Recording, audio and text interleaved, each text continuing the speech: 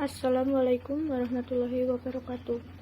Saya Melatina Ulfah Meilani, nomor urut 21 dari kelas 11 MIPA 6. Saya akan mempresentasikan tentang mengidentifikasi 7 unsur budaya Kalimantan Barat. Saya mengambil suku Dayak. Suku Dayak adalah suku yang paling dominan mendiami Kalimantan Barat dengan jumlah populasi 41,91% berdasar sensus 2010. Suku Dayak merupakan pemberian dari penjajah untuk penghuni Pulau Kalimantan. Jumlah penduduknya kurang lebih 6,9 juta penduduk berdasar sensus 2010. Suku Dayak dibagi menjadi 7 rumpun, yaitu 1. Dayak Ngaju, 2. Dayak Apokayan, 3. Dayak Iban, 4. Dayak Klemantan, 5. Dayak Murut, 6. Dayak Punan, dan terakhir nomor 7 itu Dayak Ot Danum.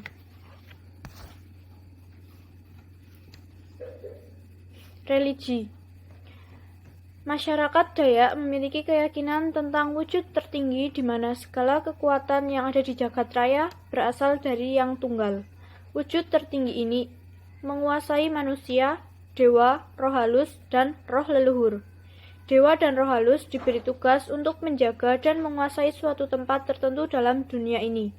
Sehingga untuk mewujudkan keyakinan tersebut, Dayak senantiasa melakukan hubungan religius dengan Jubata, roh leluhur dan roh halus yang banyak memberi pertolongan dalam kehidupan mereka.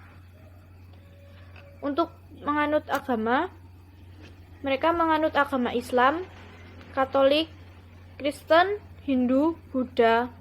Namun, yang paling besar itu Kristen dan agama Islam. Kristennya terdiri dari Kristen Katolik dan Kristen Protestan. Yang menganut agama Islam hanya suku Melayu. Sebagian dari mereka juga masih menganut kepercayaan adat, yaitu keharingan. Kata keharingan diambil dari Danum keharingan yang berarti air kehidupan. Masyarakat Dayak percaya pada roh-roh, yaitu Sangiang Nayu-Nayu merupakan roh baik dan Taloh dan Kambe itu roh jahat. Yang kedua, mata pencaharian. Yang pertama, bertani. Mereka mengolah lahan yang ada di sekitar lingkungan mereka. Karena keadaan tanah di Kalimantan memiliki lapisan humus yang tipis, mereka menggunakan pola ladang berpindah. Namun, seiring berjalannya waktu, mereka mulai meninggalkan cara tersebut dan beralih ke pertanian modern. Tak sedikit masyarakat mengubah menjadi menanam karet dan sawit. Yang kedua itu berburu. Suku Dayak biasanya berburu di hutan untuk menangkap binatang yang bisa mereka konsumsi dan juga menangkap ikan di sungai. Mereka juga berternak. Hewan yang sering diternakkan yaitu babi dan ayam, karena makanannya yang mudah ditemukan, serta babi biasanya berguna untuk acara tradisional adat. Yang ketiga itu pegawai. Para generasi sekarang banyak yang sudah berhasil dalam dunia pendidikan, sehingga banyak yang bekerja sebagai pegawai negeri, pegawai di perusahaan swasta atau BUMN, bahkan menjadi pejabat di pemerintahan. Yang ketiga itu teknologi dan peralatan. Yang pertama ada sipet atau sumpitan. Sipet atau sumpitan adalah senjata suku Dayak. Bentuknya bulat dan berdiameter 2-3 cm, panjangnya 1,5 sampai 2,5 meter. Di tengah-tengah berlubang dengan diameter 1/4 cm yang digunakan memasukkan anak sumpitan atau damek. Ujung atas ada tombak yang terbuat dari batu gunung yang diikat dengan rotan dan telah dianyam. Anak sumpit disebut damek dan telep adalah tempat anak sumpitan. Ujung damek biasanya sudah diberi racun. Sipet atau sumpitan digunakan saat perang atau saat berburu. Yang kedua itu lonjo atau tombak, dibuat dari besi dan dipasang atau diikat dengan anyaman rotan dan bertangkai dari bambu atau kayu keras. Yang ketiga itu telawang atau perisai, terbuat dari kayu ringan tetapi liat. Ukuran panjangnya 1-2 meter dengan lebar 30-50 cm. Sebelah luar diberi ukiran atau lukisan dengan yang mempunyai makna tertentu. Di sebelah dalam dijumpai pegangan untuk tangan. Telawang atau perisai biasanya digunakan untuk perang untuk melindungi diri.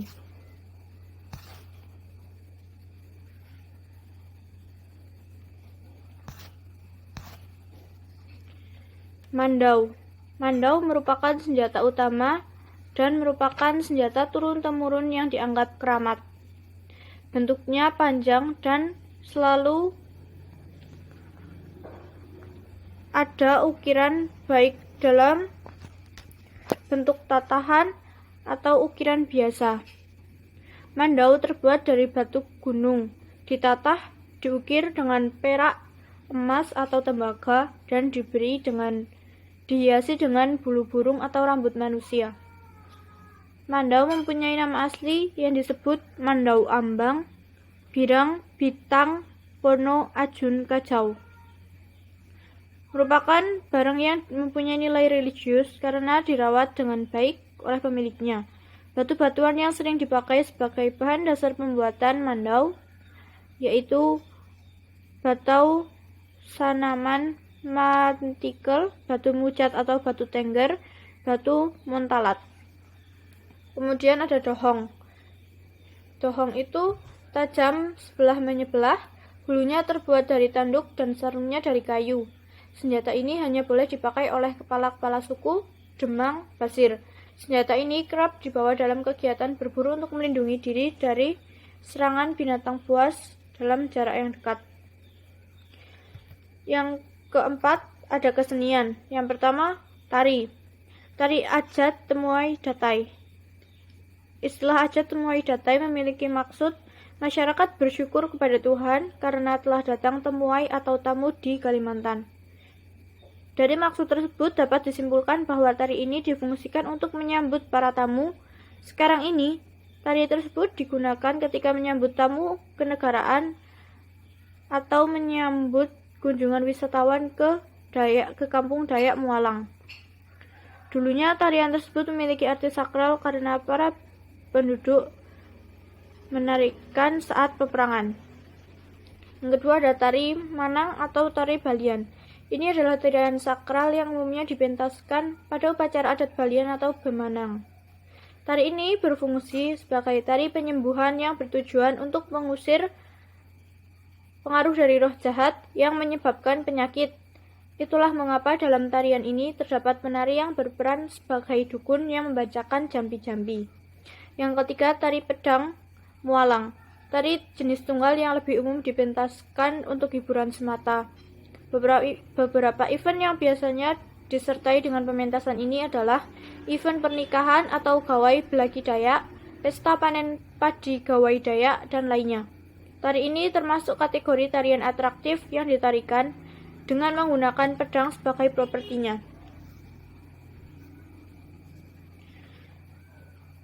Yang kedua, seni tari tangan, kerajinan tangan. 1. Ada tikar lampit di Pontianak dan daerah Bengkayang, Sintang, Kapuas Hulu, dan Ketapang. Yang kedua, ada bidai atau bahasa Ibaniknya dan bide atau bahasa Kanatayan Group. Tersebar hampir di sebagian suku Dayak baik di Indonesia maupun di Sarawak. Bidai merupakan tikar tradisional Dayak terdapat. Yang kedua, ada seni kerajinan tangan. 1. Ada tikar lampit di Pontianak dan daerah Bengkayang, Sintang, Kapuas Hulu, dan Ketapang. Bidai berasal dari bahasa Ibanik dan bidai berasal dari bahasa Kanayatan Group. Tersebar hampir di sebagian suku Dayak baik di Indonesia maupun di Sarawak. Bidai merupakan tikar tradisional Dayak terdapat di Bengkayang, Sekadau, Kapuas Hulu, Sarawak, atau pada komunitas Dayak Iban. 3. Ukir-ukiran, perisai, mandau, dan lain-lain terdapat di Pontianak dan Kapuas Hulu. 4. Kacang uwoi atau tikar rotan bermotif khas suku Dayak Uud Danum. 5. Takui darok, caping lebar bermotif khas suku Dayak Uud Danum. Yang ketiga, ada seni sastra lisan. 1. Bekana merupakan cerita orang tua masa lalu yang menceritakan dunia kayangan atau orang menua, pungau, pangau atau dewa-dewi dalam mitologi Dayak Ibanik, Iban, Mualang, Kantuk, Desa, dan lain-lain. Yang kedua ada bejandeh, merupakan sejenis bekana tetapi objek ceritanya beda. Yang ketiga, nyangahaten, yaitu doa tua pada masyarakat Dayak Kanayatan. 4. Ada pantun jepin, yaitu syair-syair atau gurindam yang dilantunkan pada acara adat suku Melayu.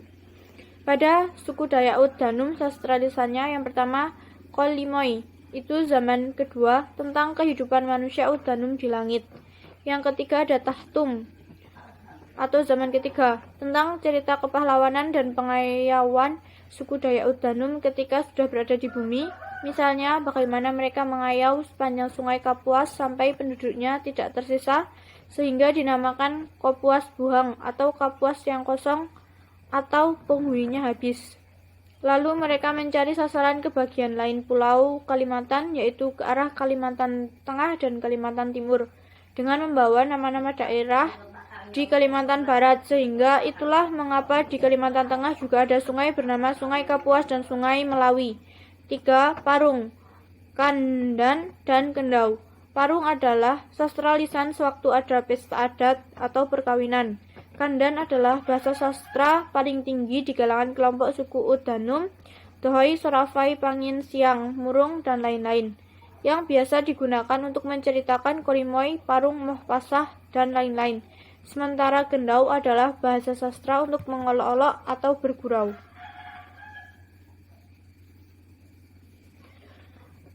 Kemudian ada seni patung. Patung bagi masyarakat di Kalimantan tidak hanya sebuah benda ukiran yang tanpa arti.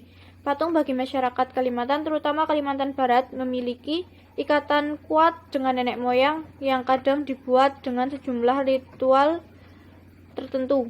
Bahkan beberapa patung ada disakralkan karena menggambarkan kehidupan leluhur mereka.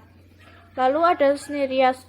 Seni rias khas suku Dayak sangat mudah dikenali, yaitu riasan dengan bintik-bintik putih yang memenuhi tulang pipi dan dengan baju yang berwarna hitam dan berwarna kuning.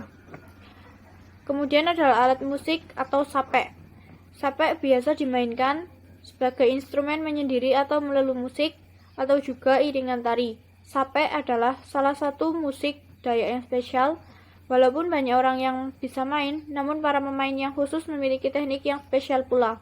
Memiliki cara tersendiri, baik untuk jari-jari tangan kiri yang berpindah-pindah memainkan nada, maupun tangan kanannya yang memetik. Endo Suwanda disarikan dari wawancara dengan Dominikus Ayub, pemain sapek di Pontianak, Kalimantan Barat. Yang kelima, sistem pengetahuan. Suku Dayak mempunyai kode yang umum dimengerti oleh suku Dayak. Kode ini dikenal dengan sebutan totok bakaka. Macam-macam totok bakaka. Yang pertama, mengirim tombak yang telah diikat rotan merah atau telah dijernang berarti menyatakan perang. Dalam bahasa Dayak Ngaju, asang. Yang kedua, mengirim sirih dan pinang berarti pengirim hendak melamar salah seorang gadis yang ada di dalam rumah yang dikirimi sirih dan pinang. Yang ketiga, mengirim seligi atau salugi berarti mohon bantuan, kampung dalam bahaya. 4. Mengirim tombak bunuh atau tombak yang mata tombaknya diberi kapur, berarti mohon bantuan sebesar mungkin, bila tidak seluruh suku akan mendapat bahaya. Yang kelima, mengirim abu, berarti ada rumah terbakar. 6. Mengirim air dalam seruas bambu, berarti ada keluarga yang telah mati tenggelam, harap lekas datang. Bila ada sanak keluarga yang meninggal karena tenggelam, pada sanak mengabarkan berita duka kepada sanak keluarga. Nama korban tidak disebutkan. Yang ketujuh, mengirim cawat yang dibakar ujungnya berarti salah seorang anggota keluarga yang telah tua meninggal dunia. Yang kedelapan, mengirim telur ayam. Artinya, ada orang datang dari jauh untuk menjual belanga, tempayau, tajau. Lalu yang keenam ada sistem kemasyarakatan. Sistem kekerabatan. Sistem kekerabatan masyarakat Dayak berdasarkan ambilineal, yaitu menghitung hubungan masyarakat melalui laki-laki dan sebagian perempuan. Perkawinan yang ideal adalah perkawinan dengan saudara sepupu yang kakeknya saudara sekandung atau hajanen dalam bahasa Ngaju. Masyarakat Dayak tidak melarang gadis-gadis mereka menikahi dengan laki-laki bangsa lain, asalkan laki-laki itu tunduk dengan adat istiadat. Sistem perkawinan. Masyarakat adat suku Dayak Kanayatan melaksanakan perkawinan dalam bentuk perkawinan bebas atau mandiri. Perkawinan ini menganut sistem eleuterogami. Di kalangan masyarakat adat Dayak Kanayatan dikenal anak kandung, anak tiri, dan anak asuh. Oleh karena masyarakat suku Dayak Kanayatan mempunyai sistem kekerabatan parental, maka dalam sistem pembagiannya tidak ada perbedaan pembagian warisan. Ahli waris laki-laki dan perempuan mempunyai kedudukan yang sama dalam mewaris. Sistem pewarisan yang digunakan adalah sistem pewarisan individual, di mana setiap waris mendapat pembagian untuk menguasai atau memiliki harta warisan menurut bagiannya masing-masing. Yang terakhir, sistem bahasa. Bahasa Indonesia merupakan bahasa yang secara umum dipakai oleh masyarakat di Kalimantan Barat. Selain itu, ada bahasa penghubung, yaitu bahasa Melayu Pontianak, Melayu Sambas, dan Melayu Senganan menurut wilayah penyebarannya. Demikian juga terdapat beragam jenis bahasa Dayak. Menurut penelitian Institut Dayaklogi, terdapat 188 dialek yang dituturkan oleh suku Dayak dan bahasa Tionghoa seperti Teochew dan Hek atau Hakka. Dialek yang dimaksudkan terhadap suku Dayak ini adalah begitu banyak kemiripannya dengan bahasa Melayu. Hanya kebanyakan berbeda di ujung kata, seperti makan itu di Melayu, makaten itu di Kanayatan, makai atau di Iban, dan makot di Melahui. Khusus untuk rumpun Udanum, bahasanya boleh dikatakan berdiri sendiri dan bukan merupakan dialek dari kelompok Dayak lainnya. Dialeknya justru ada pada beberapa suku Dayak Udanum sendiri. Seperti pada bahasa suku Dohoi misalnya, untuk mengatakan makan saja terdiri dari minimal 16 kosakata, mulai dari yang paling halus sampai yang paling kasar. Misalnya saja, ngolasut itu sedang halus, kuman itu umum, deka untuk yang lebih tua atau dihormati, ngonahuk itu kasar, monirak paling kasar, dan macuh untuk arwah orang mati. Bahasa Melayu di Kalimantan Barat terdiri atas beberapa jenis, antara lain Melayu Pontianak dan bahasa Melayu Sambas. Bahasa Melayu Pontianak sendiri memiliki logat yang sama dengan Melayu Sarawak, Melayu Malaysia, dan Melayu Riau. Terima kasih. Bila ada kesalahan, mohon dimaafkan. Wassalamualaikum warahmatullahi wabarakatuh.